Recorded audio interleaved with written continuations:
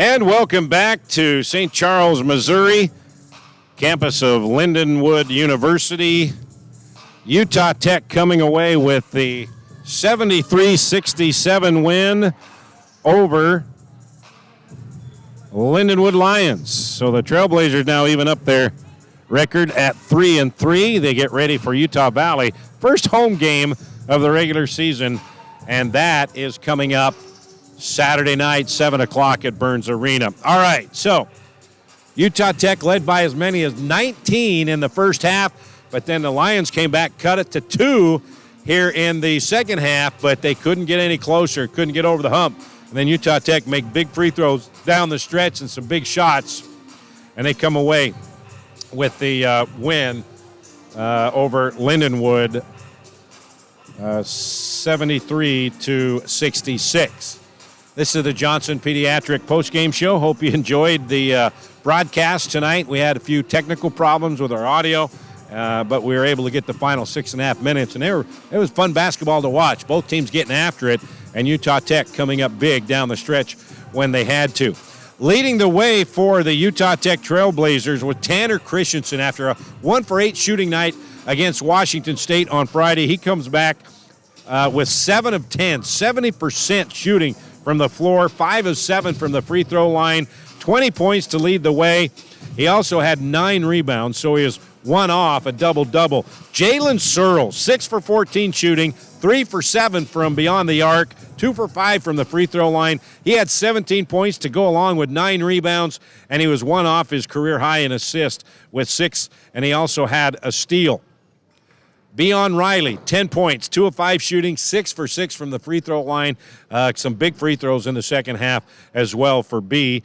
Finished with 10 points and 3 rebounds. Eric Demings, 8 points, cold shooting night, 1 for 6, but he came away with 4 rebounds and 2 steals. As Utah Tech played some tough defense in the first 10 minutes of this ball game to get that 19-point lead.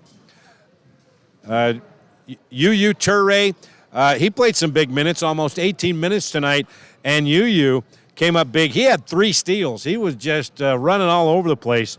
3 steals, a couple assists, 2 points, and 2 rebounds. Caleb Stearman, after 6 points in 9 minutes and 6 rebounds, Washington State, he played 14 minutes tonight. Juddy said he wanted to get him more time, and that he did. 14 minutes tonight. He had 2 points and 2 rebounds for Caleb Stearman. Tennessee Rainwater came in 1 of 2 from the floor. He had 1 3-pointer. Noah Gonzalez, 11 points, 5 for 8 shooting, 1 for 3 from beyond the arc. And Noah didn't go to the free throw line tonight. He did have 4 rebounds and a couple of steals as well. But that comes out to be 73-66. Utah Tech gets the win, even a record to 3-3. And now we go home tomorrow, and then we will finally get to play in Burns Arena in the regular season. Trailblazers had an exhibition game against Stanton, but in the regular season, Saturday night will be the home opener. Utah Valley coming into town, and the Trailblazers and Wolverines will open up the conference schedule about a month early. Usually the conference schedule begins in the WAC around New Year's, but this year it's about a month earlier, so it's a big conference game to start things off. Utah Valley rivalry game against the Trailblazers Saturday night, 7 o'clock. Don't forget that the John Judkins Coaches Show tomorrow night, Tuesday night, 6 o'clock, right here on Trailblazer Sports Vision and also the Fan Sports Radio Network. Take a break, and we'll wait for head coach John Judkins to give us his thoughts on the win. 73-66. Trailblazers get the win here at Lindenwood. Back with more after this. He's on the 30-yard line, the 20, the 10. You wouldn't want an incomplete football game. So why use a website with incomplete listings of Southern Utah properties? SouthernUtahRealEstate.com is the most complete, most accurate, and most comprehensive property search in Washington County. Because we're not focused on everything, just on the part that we like the best. Find your Southern Utah home at SouthernUtahRealEstate.com. Finley Hyundai, committed to high-quality service and sales for local drivers. Stress-free car buying guaranteed.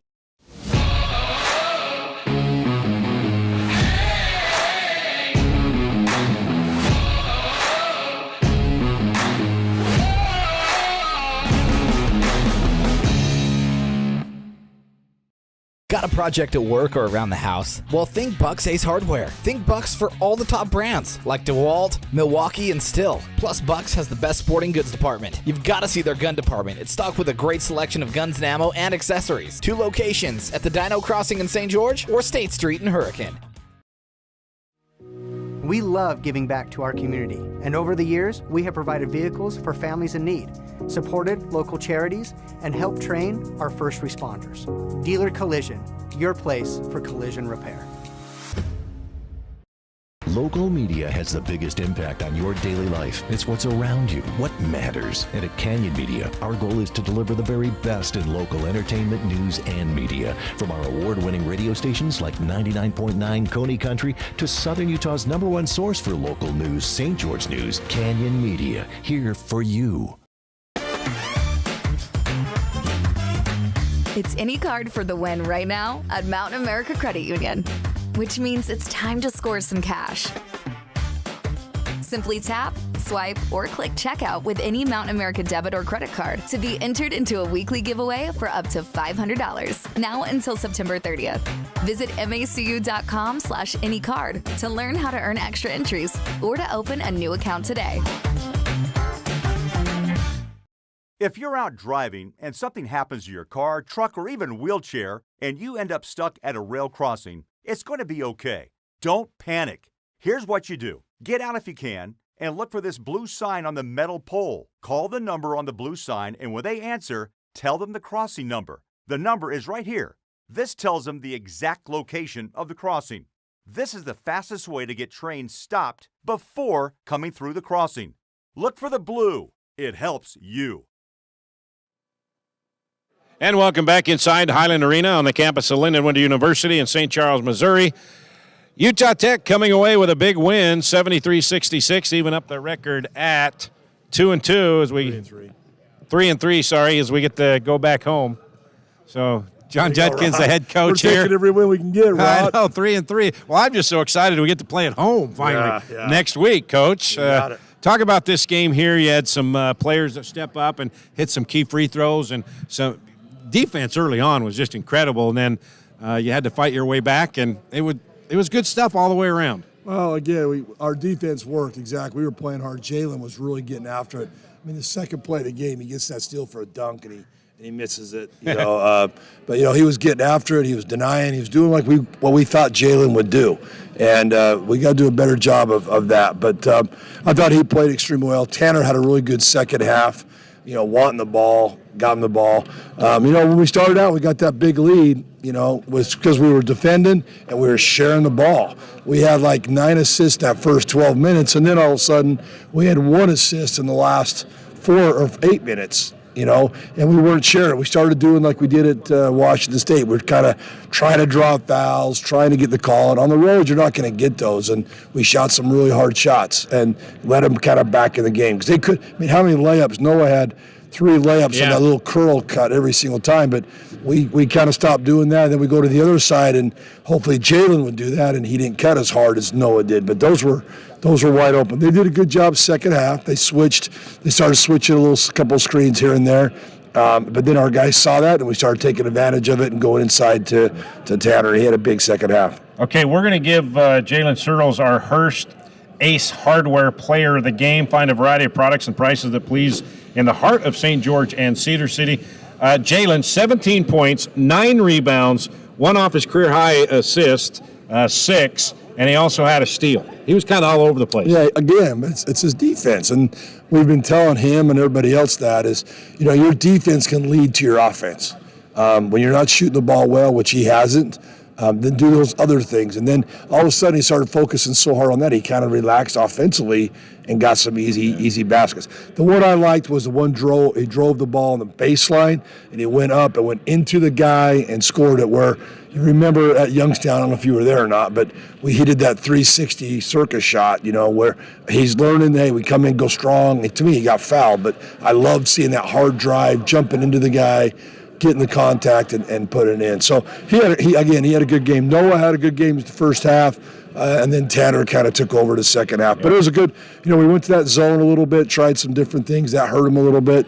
Tanner was bored, and that last 2 or 3 minutes, he was boarding really, really hard, and that's what we got to get everybody else to do the same thing. And speaking of Tanner, he is our Appliance Wholesalers Plus Playmaker of the game. Shop local and see the local boys at AWP. The Playmakers in the appliance business across the freeway from the Bloomington Walmart. The numbers on Tanner, now he went 1 for 8 shooting at Washington State, and you had talked about this. You expected a big bounce-back game from him, and man, did he deliver. 20 points, 9 rebounds, but he was 5 for 7 from the free throw line, Coach. That's pretty good for a 44% free throw shooter. Well, he missed that last one. It looked good. Everything looks good. Him and Eric, both guys I'd like to have up there. They're going to get fouled late in the game. They just got to. I mean, Eric makes his.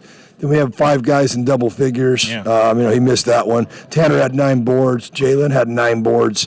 It's good. It's good to see it, but we gave up too many offensive boards that second half. One time they got 3 in one possession, and so that hurts. But again, a good game overall. I thought we did some really good things. We changed some things up yesterday in our offense and our defense stuff, and sometimes that sparks them and gets them excited, and hopefully we can use that again on Saturday. Now, I know you want to win by as many points as you can, but you have to feel good. I know you're not going to say it, but kind of nice to have a team challenge you and then respond to that challenge, right? Yeah, well I know you're not going to say it, but it's good to see them come to respond to the challenge. Yeah, with film you see that, but when you keep a lead, it's like when you get in the game, maybe you don't play very much, but when you get in the game, your job is, when I come out of the game, it's got to be exactly the same score as when I went in, or we got to be ahead more than when I come out.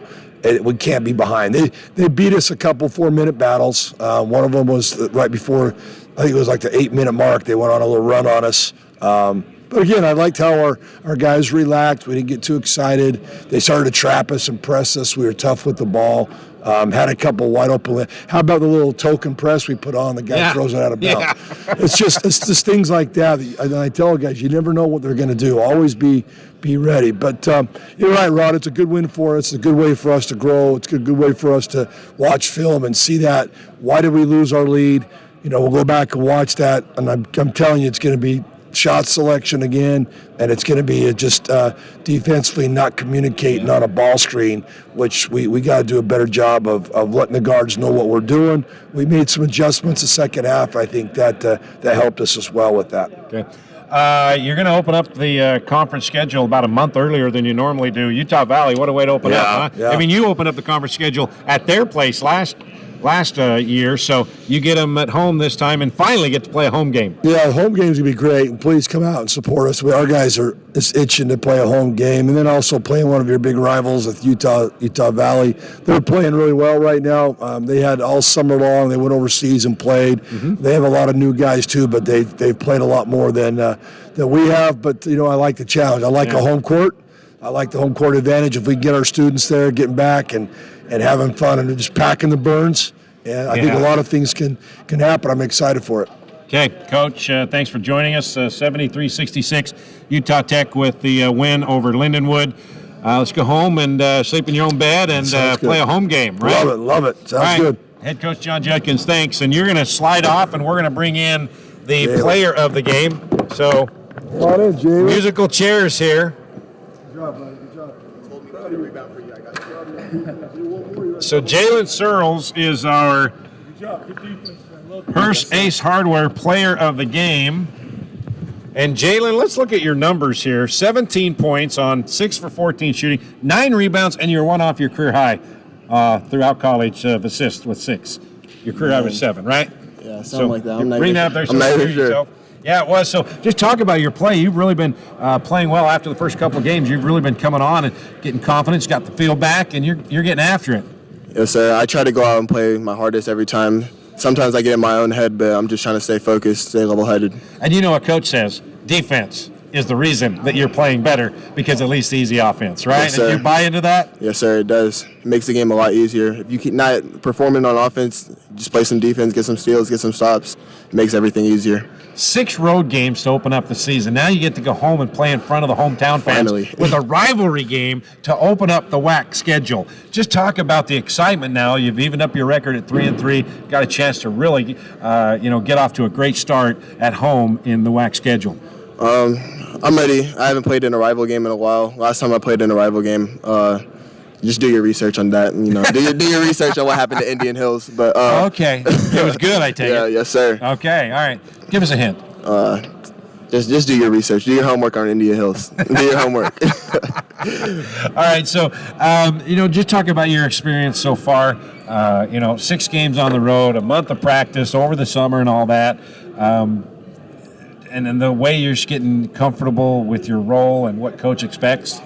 It's hard being on the road every day, or most of the time. We're getting back at 3 a.m. next day, have like half the day to rest because you're asleep most of the day, and then go get some treatment. Next day we're going hard in practice. It definitely takes a toll on your body, but I'm just leaving it to God. I'm just trying to stay level-headed, stay focused, manage everything I can, control the controllables. You had a 19-point lead in the first half. They made a run. Most teams do. But you guys responded to that challenge. What does that say about you and your teammates to be able to respond to that challenge and make the plays down the stretch you had to pull away for the win?